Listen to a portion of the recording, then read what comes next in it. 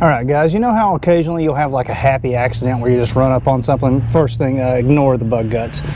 We've got our 2020 Ranger here, and sitting next to it, we have an old Sport Trac Explorer. They ran these between 06 and 2010.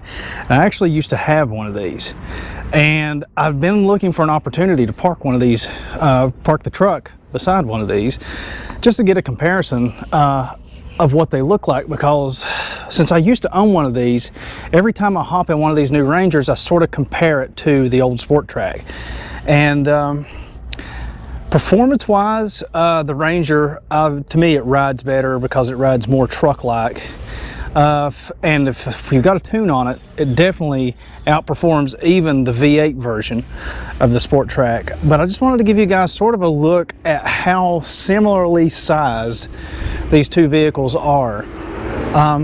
The one thing that I will note, and it's something that's sort of bothered me about the Ranger since the beginning, is it's just a little bit, I mean like a little bit more narrow than the Sport Trac, and you can mostly tell that on the inside. If you're in the driver's seat, it's just a little bit more narrow. It just is. I'm guessing Ford made that choice because they wanted to differentiate it just a bit more than the F-150. That being said, as far as truckiness goes, the Ranger is much more of a truck than the old Sport Trac used to be. That's not to say that these things weren't tough, because a lot of people don't know this. These things had fully boxed frames and are very stiff and very good as far as towing and ride stability, all of those things that you want out of a truck. But they were hampered somewhat by the independent rear suspension that these things have from the factory. You can't even really see it here too easily. Actually, I'll stick a camera in it, and there you go. So all these Sport Tracs of this generation had independent rear suspension, and that sort of limited you on suspension upgrades and things like that, because I don't think I can shove this camera in here enough where you can see it. But the half shafts actually come through the frame rails on the back of this thing.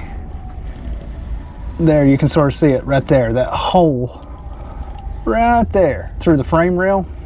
So you really couldn't lift these or lower these that much, because you would have interference with your rear half shaft through the frame rail.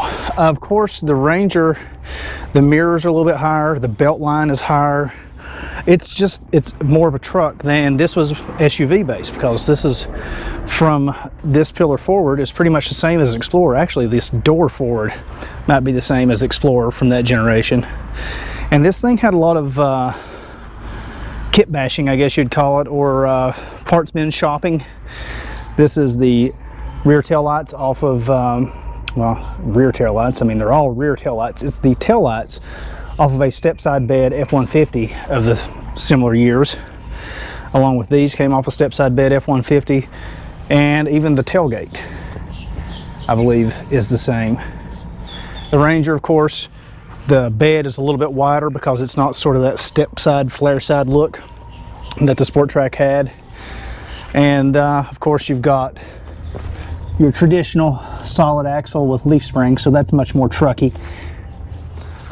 Overall, if I had to daily drive one, I could pick either one of these. They're both very nice, especially if you get the V8 in this. Don't get a 6-cylinder, which this one is. The 6-cylinder is the 4-liter single overhead cam V6.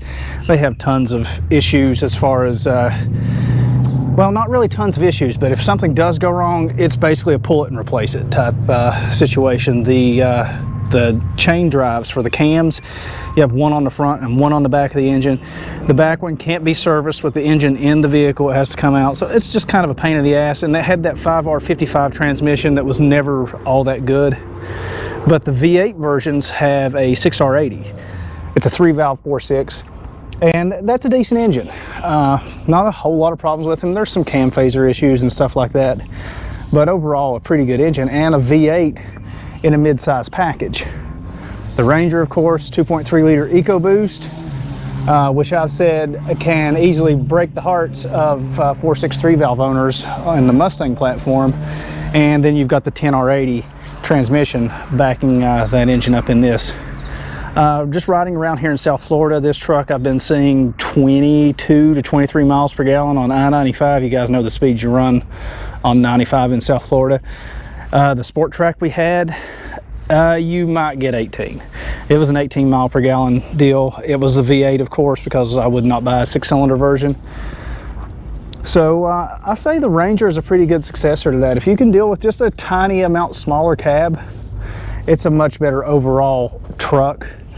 You got a bigger bed, you've got better payload capacity, all that. Of course, you've got newer amenities. The headlights are so much better on the Ranger than these were. These are actually some of the best headlights in any Ford. Believe it or not, they put out a tremendous amount of light. And I really like the look of this Ranger. It reminds me of the Sport Trac Adrenaline. If you remember those things that were available with the Adrenaline package, you would have the blacked out grille and all that. Very nice setup. But the Ranger, here it is, right next to the Sport Trac for you guys to take a look. Roof rack might look good on the Ranger, actually. So, I don't know. I just thought I would have this little happy circumstance video and show it off for you guys. For anyone thinking about upgrading from a Sport Trac to a Ranger, I think that you would enjoy it. Hope you found this informative. If you did, head over to svtperformance.com. Let us know.